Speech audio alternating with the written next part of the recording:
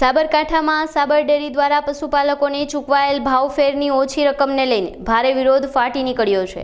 દર વર્ષે જૂન કે જુલાઈમાં ચૂકવાતા ભાવફેર આ વખતે મોડા અને ગત વર્ષની સરખામણીમાં ઓછા મળતા પશુપાલકો રોષે ભરાયા હતા।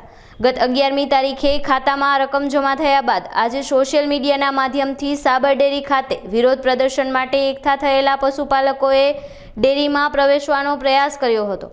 પોલીસે તેમને રોકવાનો પ્રયાસ કરતા પશુપાલકો ઉગ્ર બન્યા અને પોલીસના વાહનો પર પથ્થરમારો કર્યો, જેમાં 4 વાહનોને નુકસાન થયું હતું।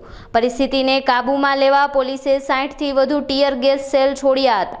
આ ઉપરાંત પશુપાલકોએ ઉદયપુર અમદાવાદ નેશનલ હાઈવે પર પણ ચક્કાજામ કર્યો હતો।